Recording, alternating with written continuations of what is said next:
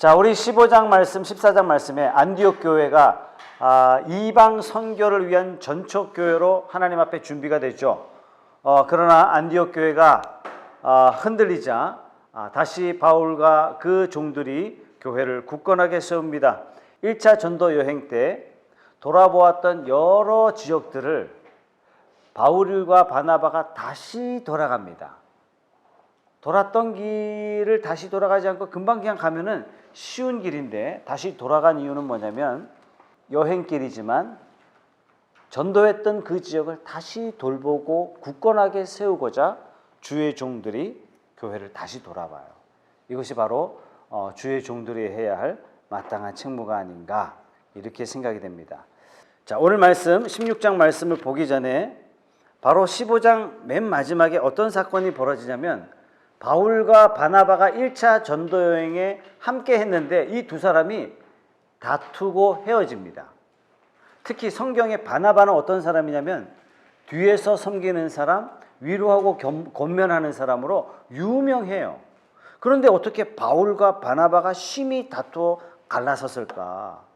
거기에 대한 대답을 우리가 좀 찾아보고 16장으로 넘어가려고 합니다.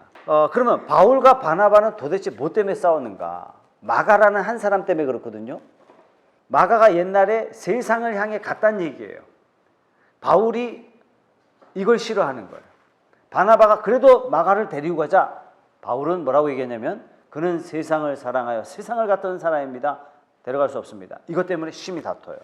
자, 그러면 바울과 바나바는 한치의 양보도 하지 않고 심히 다툴 만큼 성품이 그러한 사람들이었을까? 이 사람들은 복음을 위해서 조금 양보할 수 없는 그런 고집불통의 사람들이었을까? 성경은 이걸 또 왜 기록하고 있고 성령께서는 이 다투는 마음에 은혜를 베푸사 이들이 화해하게 하고 이들을 하나 되게 만드시는 일을 성령이 못하셨겠냐 말이에요. 자, 그럼 반대로 왜 성령께서는 이 일을 방치하셨을까? 사도행전 15장은 어떤 다툼이 일어나냐면 구원받으려면 복음 플러스 뭐가 있어야 된다고요? 할례도 받아야 된다. 복음을 받아들였을 뿐만 아니라 율법도 지켜야 된다. 이거 누가 얘기해요? 기독교인 바리새인들, 기독교인 사두개인들이 그렇게 주장하는 거예요. 이방인들 뭐 예수 믿는 거는 인정하겠는데 너희들 들어오려면 할례 행해야 돼. 이렇게 얘기하는 거예요. 거기에 대해서 바울과 베드로가 오직 복음으로 하나님의 백성이 된다라는 것에 대해서 못을 박아버렸어요. 자, 이제 이후로부터는 더더욱 본격적으로 바울을 중심으로 하나님께서 성령께서 온 세계에 복음을 전하는 일들을 이제 전폭적으로 이제 일하게 되시는 것이죠. 자, 그렇다면은 애시당초에 하나님께서 무할례자들을 위하여 세운 지도자가 누구예요? 바나바가 아니라 바울이에요. 그죠? 이제 교회의 중심도 예루살렘이 중심이 되는 것이 아니라 이제는 안디옥 교회가 중심이 되어서 열방을 구원하는 하나님의 전초 교회로 사용하세요. 대상도 복음을 전해야 할 대상도 유대인을 중심으로 복음을 전하는 것이 아니라 이방인을 중심으로 복음을 전해요. 이 귀한 일에 누가 전면에 나서서 쓰임 받냐면 바울이에요. 바울. 바나바가 아니라 바울이었다는 얘기예요. 하나님이 바울과 바나바를 동시에 불러서 이방의 사도로 부르신 것이 아니라 바울이라는 얘기예요. 이 사건을 통해서 어쨌든 바울과 바나바가 갈라섭니다. 아마도 이 갈라서는 이 사건을 통해서 하나님께서 바울 한 사람을 굵직하게 세워서 이방인들을 위한 전도자로 복음 전하는 자로 하나님이 세우심이 맞다. 자, 이후에 바울이 누구와 파트너가 돼요? 실라와 파트너가 되고 디모데를 부르죠. 그래서 2차, 3차, 4차 전도 여행에 바울과 실라와 디모데가요 굉장히 중요한 역할들을 많이 합니다. 자, 이전에 바나바는 어떤 사람입니까? 어떤 면에 있어서 영적으로 바울보다도 먼저 믿은 사람이고 바나바가 바울을 교회에 천거한 사람이고 그 순서적으로 보면 어떻게 보면 바나바가 더 위인 거예요. 근데 하나님께서 둘을 갈라서게 하셔서 바울을요 이방인 선교에 좀 이런 표현이 적절하진 않지만 우두머리로 세우는 거예요. 성령께서 바울을 전적으로 사용하셔서 바울의 그 동역자 실라, 바울의 제자 디모데 이렇게 해서 2차, 3차 전도 여행에 본격적인 시동을 걸어가시기 위해서 이러한 일이 있었다. 자, 그럼 우리 16장 1절 보겠습니다. 바울이 더베와 루스드라에서도 이르매 거기 디모데라 하는 제자가 있으니 그의 어머니는 믿는 유대 여자요 아버지는 헬라인이라. 아버지가 이방인이었던 거죠. 자, 바울이 더베와 루스드라를 만납니다. 디모데를 만납니다. 이 만남이 역사적인 만남이죠. 디모데는 바울의 복음의 바턴을 이어받은 후계자예요. 유럽 교회에 있어서 굉장히 중요한 인물이 됩니다. 자, 3절 말씀에 바울이 그를 데리고 떠나고자 할새 그 지역에 있는 유대인으로 말미암아 그를 데려다가 할례를 행하니 이는 그 사람들이 그의 아버지는 헬라인인 줄 다 알미러라. 여러분 놀랍지 않습니까? 15장 말씀에는 뭐 했어요? 할례 중요하지 않다. 할례 받을 필요 없다. 이렇게 앞장서서 바울이 이야기했는데 오늘은 어떻게 하고 있냐면 자기의 영적인 아들 디모데에게 할례를 행해요. 왜 그랬을까? 아마도 앞으로 디모데가 유대인들과 교제하면서 할례 문제 때문에 거침이 되지 않도록 하기 위해서 일부러 할례를 행합니다. 바울이 이런 얘기하죠. 내가 유대인이 된 것은 유대인을 얻기 위함이요. 내가 이방인 같이 된 것은 이방인들을 얻기 위함이라. 자, 그러한 차원에서 바울이 디모데에게 할례를 행하는 거죠. 꼭 대학 안 가도 돼요. 그런데 자기의 영적 제자에게 대학을 보내요. 대학을 보내는 이유는 대학의 학위가 중요한 것이 아니라 이 사회 자체가 학벌 중심의 사회가 되다 보니까 그냥 대학에 다니게 만드는 그거와 똑같은 겁니다. 어찌 보면 바울은요 철두철미하게 디모데를 준비하고 있는 것입니다. 자, 그 결과 5절에 이에 여러 교회가 믿음이 더 굳건해지고 수가 날마다 늘어가니라. 자, 그러면서 6절 말씀에 바울이 환상을 보죠. 어떤 환상을 보냐면 빌립보에 복음을 전해야 되겠다 하는 환상을 봐요. 마게도냐 지방에 빌립보라는 도시가 있어요. 그곳에 복음을 전하. 여기가 어디 지역입니까? 그리스 지역입니다. 오늘날 그리스 북부 지역이에요. 동북부 지역에 해당하는 곳입니다. 6절 제가 읽을게요. 성령이 아시아에서 말씀을 전하지 못하게 하시거늘 그들이 부르기아와 갈라디아 땅으로 다녀가. 여기서 말하는 아시아는 또 어디냐면요. 오늘날의 터키 지역입니다. 7절 말씀에 무시아 앞에 이르러 비두니아로 가고자 애쓰되 예수의 영이 허락하지 아니하시는지라. 왜요? 성령께서 유럽의 복음을 전하라 라는 특별한 계획이 있으시기 때문이죠. 자, 그 밤에 9절 말씀에 환상 중에 마게도냐로 가라 이런 환상을 바울이 듣게 되죠. 꿈속에서 사명을 받습니다. 10절 말씀에 바울이 그 환상을 보았을 때 우리가 마게도냐로 떠나기를 힘쓰니라 이는 하나님이 저 사람들에게 복음을 전하라고 우리를 부르신 줄로 인정함이로라. 자, 바울이 여기서 환상을 듣잖아요. 나중에 바울이 어떻게 합니까? 로마에 도착했을 때 맨 마지막에 사도행전 맨 마지막에 로마에 도착했을 때 담대히 하나님의 나라를 전파하며 주 예수 그리스도에 관한 것을 가르치되 그 많은 자가 없더라. 이 놀라운 일들을 하나님께서 계획하시고 오늘 밤에 바울에게 환상 중에 너 마게도냐로 가라 이렇게 하나님께서 말씀을 하시는 거예요. 왜 그랬을까요? 당시의 세계의 중심은 어디예요? 로마였어요. 로마. 모든 길을 로마로 통한다 이런 얘기 들어보셨잖아요. 그죠? 당시에 로마의 황제들이 로마를 중심으로 전 세계 도로를 닦기 시작했어요. 바울이 복음을 로마에 딱 던져놓으니까 어떤 일이 벌어져요? 닦여진 그 길을 통해서 전 세계 복음이 삽시간에 전파되는 겁니다. 참 하나님 이렇게 역사하시는 거예요. 우리가 가난한 산골 가야 돼요. 맞아요. 빈민촌 가야 돼요. 맞아요. 소외계층 반드시 찾아가야 돼요. 맞아요. 그러나 소를 때려야 돼요. 부산의 제일 중심 도시에 들어가서 복음이 전파되어야 돼요. 이 복음이 양육되고 준비되고 익었을 때 이 복음이 어떻게 돼요? 지방 곳곳에 그냥 뿌리 깊게 복음이 쫙 확산되는 놀라운 역사가 일어나게 되는 것입니다. 자, 마게도냐의 첫 번째 성이 어떤 성이냐면요, 빌립보 성이에요. 자, 그것이 빌립보 성에 어떻게 전도했는지가 11절부터 나옵니다. 자, 우리가 드로아에서 배로 떠나 사모드라게로 직행하여 이튿날 네아폴리로 가고 거기서 빌립보에 이르니, 자, 드디어 빌립보 성에 도착한 것입니다. 유럽 선교의 첫 번째 관문입니다. 정말 중요한 장소가 됐죠. 문제는 뭐냐면 빌립보에 도착했지만 잘 곳이 없어요. 소위 말해서 머리 둘 곳이 없는 겁니다. 다시 말해서 누군가 맞아줄 사람이 아무도 없어요. 12절 말씀 후반절에 또 로마의 식민지라, 어디 가요? 빌립보 성이 로마의 식민지였어요. 이 성에서 수일을 유하다가 13절 말씀, 안식일에 우리가 기도할 곳이 있을까 하여 문밖 강가에 나가 거기 앉아서 모인 여자들에게 말하는데, 여러분 전 세계 어디든지 유대인들이 만든 회당이 있는데 빌립보에는 회당도 없는 거예요. 그래서 강가에 앉아서 여자들에게 물어보는 거예요. 14절, 두아디라시에 있는 자색옷감 장사로서 하나님을 섬기는 루디아라 하는 한 여자가 말을 듣고 있을 때, 바울의 말을 듣고 있는 겁니다. 그때 어떤 일이 벌어지냐면 주께서 그 마음을 열어 바울의 말을 따르게 하신지라. 이 놀라운 역사죠.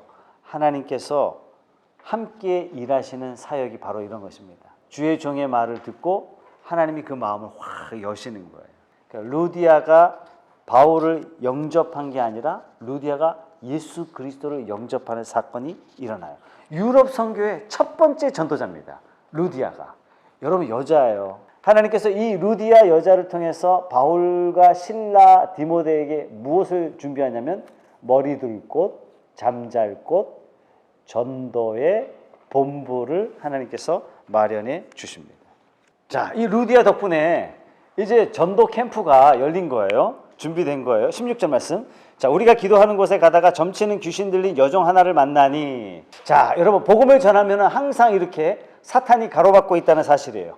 하나님께서 반드시 이 사탄의 세력과 전투하도록 하셔요. 자, 요즘에 우리가 큐티가 민수기 말씀 아니겠습니까? 자, 민수기 1장에 하나님께서 민수기, 백성민자 헤아릴 숫자예요. 백성의 숫자를 셌다 그래서 민수기입니다. 원래 제목은 광야에서예요. 자, 백성의 숫자를 언제 세냐면 민수기 1장에서 한번 세고요. 민수기 맨 마지막에 마치기 직전에 백성들의 숫자를 한번 세요. 처음에 백성들의 숫자를 센 거는 뭐죠? 애굽에서 나온 사람들. 그럼 민수기 맨 마지막에 숫자 센 건 뭐죠? 가나안 땅에 들어갈 사람들.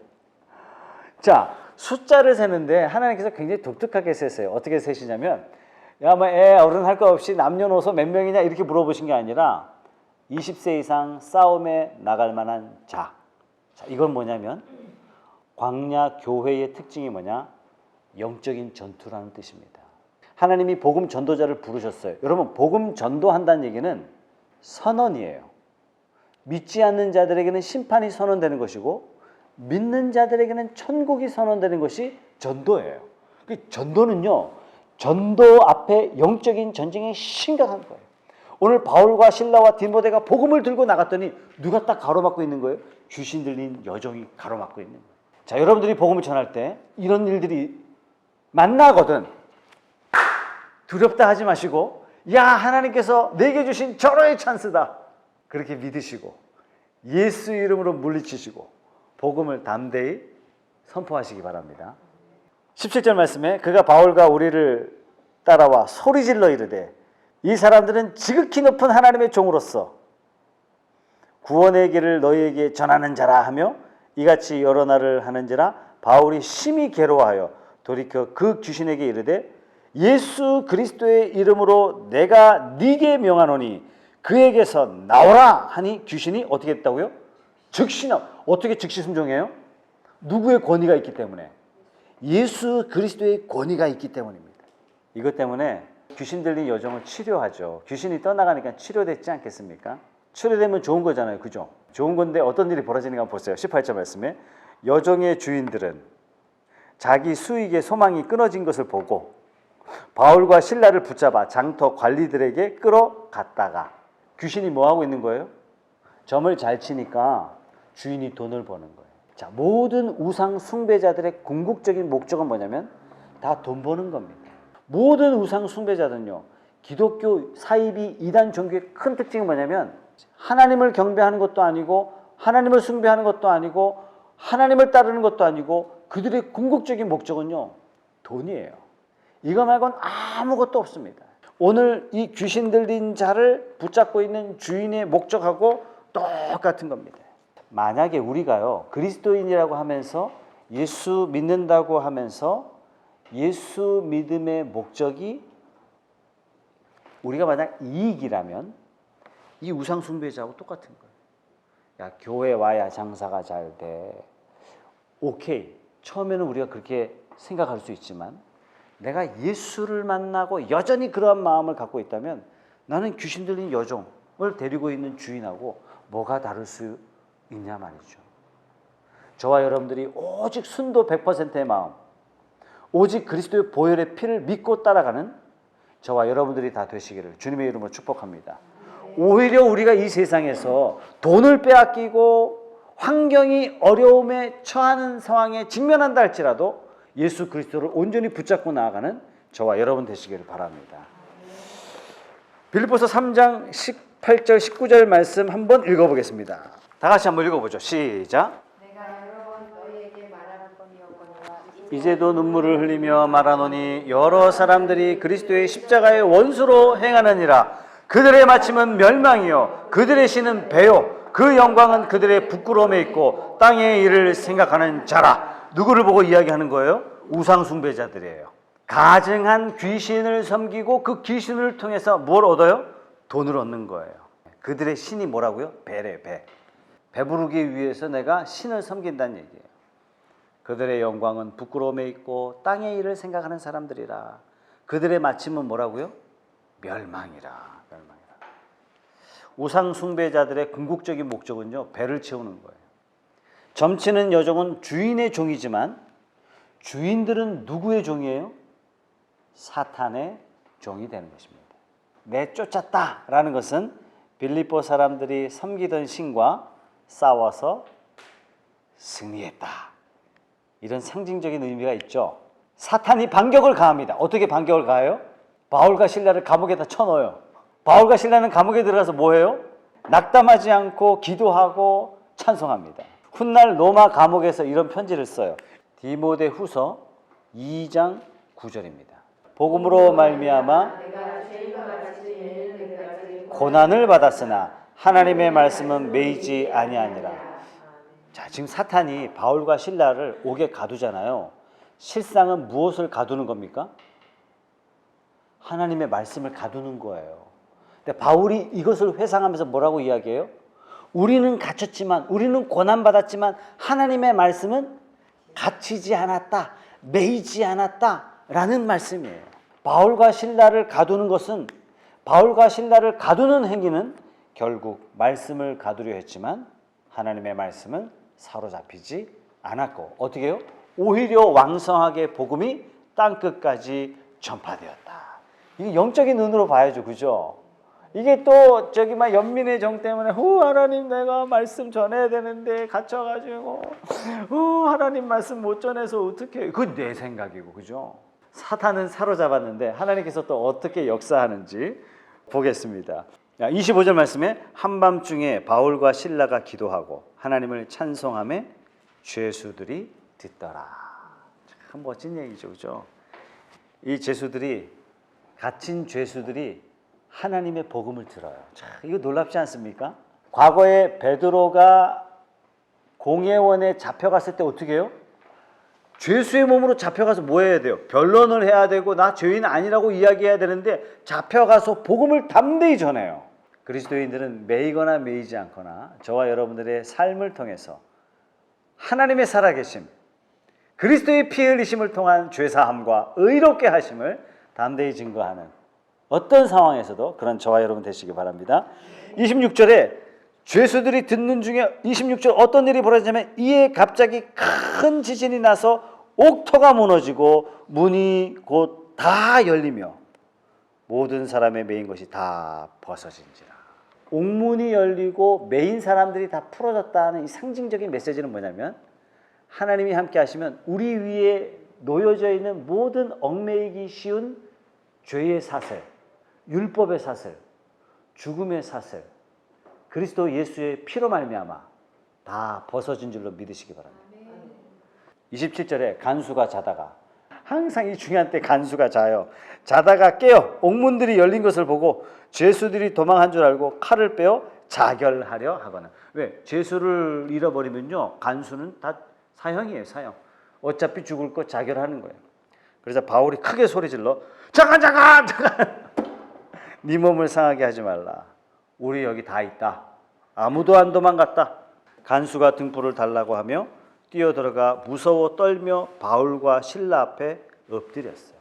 간수가 물어봅니다. 30절, 선생님, 내가 어떻게 해야 구원을 받을 수 있습니까?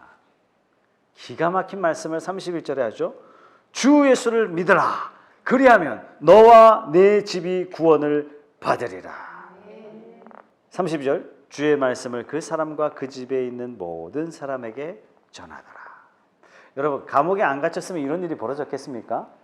감옥에 갇힌 것은 바울과 실라 입장에서는요, 복음을 전하는 사람들에게 큰 고난이에요. 큰 난관이에요. 인간적으로 봤을 땐 난관이지만 하나님의 계획은 우리가 모르는 거예요. 우리가 살면서 여러 가지 환난을 만나요. 우리가 살면서 여러 가지 고통을 만나요. 좌절스러운 것을 만날 수 있어요. 그게 꼭 좌절만은 아니더란 얘기예요. 하나님께서 악을 손으로 바꾸사 하나님의 놀라운 섭리 가운데 저와 여러분들을 인도하실 줄 믿습니다. 그래서 우리가 어려움 만나도요, 믿음으로 버텨내는 거예요. 이거 하나님께서 어떻게 사용하실지 몰라. 걱정하고 염려할 것이 아니라 오히려 감사하고 이 일을 통하여 이루실 것을 기대하고 소망하는 것이 신자의 모습이 아니겠습니까? 놀랍게도 온 가족이 다 세례를 받아요. 33절의 말씀에 간수가 그들을 데려다가 그 맞은 자리를 다 씻어주고, 그러니까 바울과 실라가 많이 맞았던 것 같아요. 얼마나 맞았을까요? 제가 볼 때는 한두 대가 아니에요. 왜냐?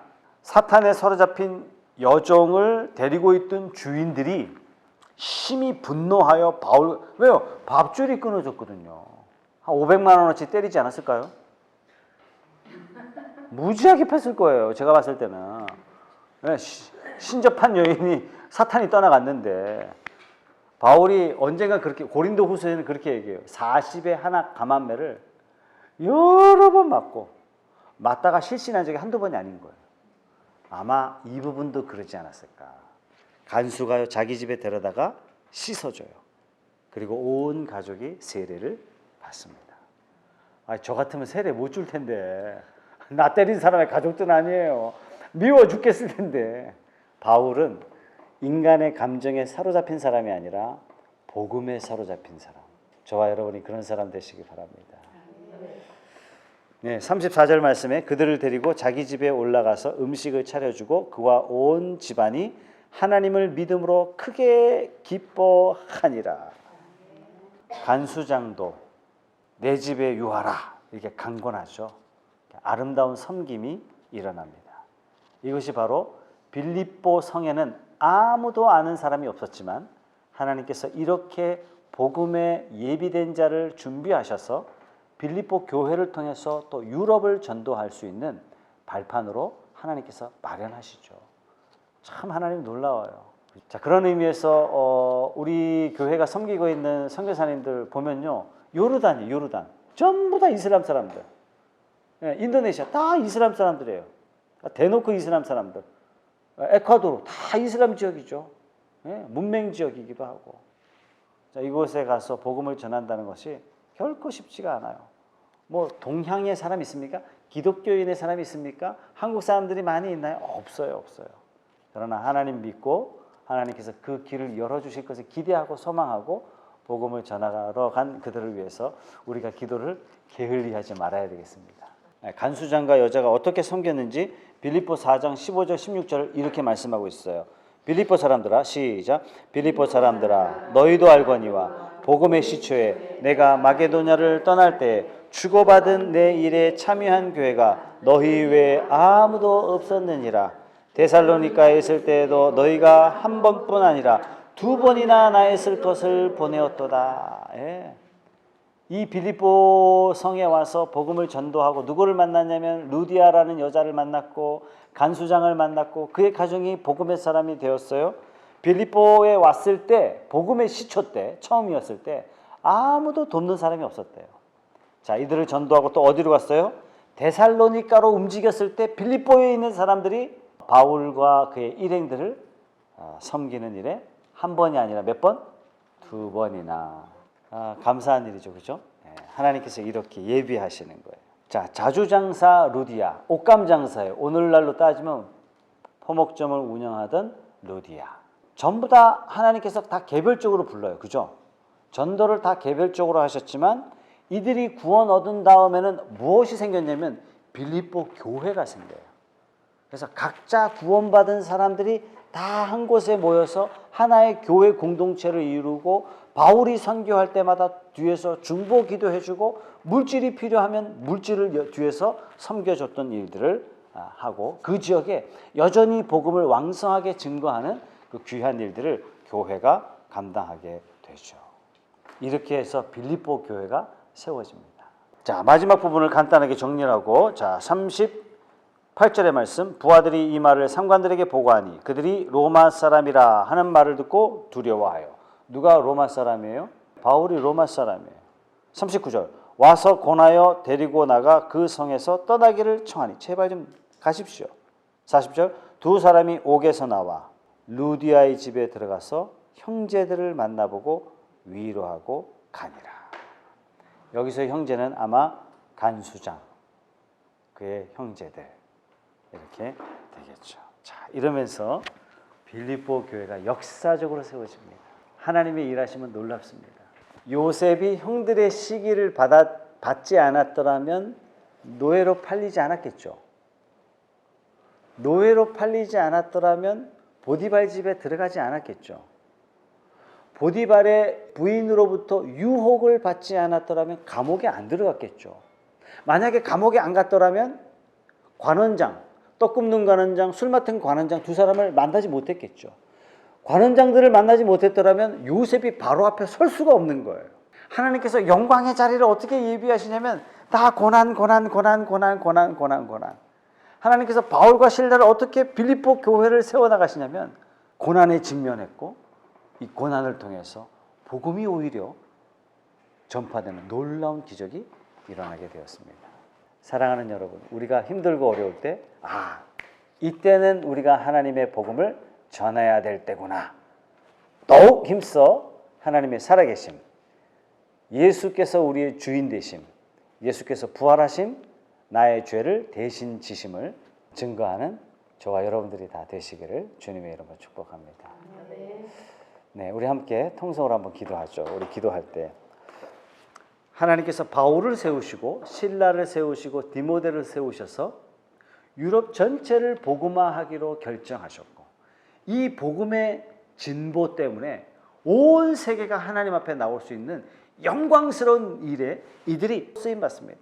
이 영광스러운 일이 결코 순탄치만 않았어요. 그러나 이들은 가는 곳마다 오직 복음에 깨어 있었고 자신들의 형편을 주장하는 것이 아니라 자기들이 힘들거나 자기들이 괴롭거나 자기들이 답답하거나 거기에 관여치 아니하고 오직 하나님의 복음을 담대히 증거하는 일에 최선을 다했습니다. 하나님, 이 마지막 시대가 복음이 어렵다는 시대, 복음을 받지 않는 시대라고 이야기하는데 바로 이 시대에 하나님 이 푸른숲 교회가 깨어서 이 푸른숲 교회 성도들이 깨어서 고난 중에도 담대히 복음을 전파하는 하나님의 교회로 쓰임받게 하여 주시옵소서. 하나님, 내가 그렇게 쓰임받게 하여 주시옵소서. 그래서 이 해운대 땅에, 이 부산 땅에, 이 대한민국에 하나님의 나라가 이루어지는 거룩한 일이 우리의 삶을 통해서, 우리 교회를 통해서 이루어지게 하여 주시옵소서. 다 같이 한번 통성으로 기도하겠습니다.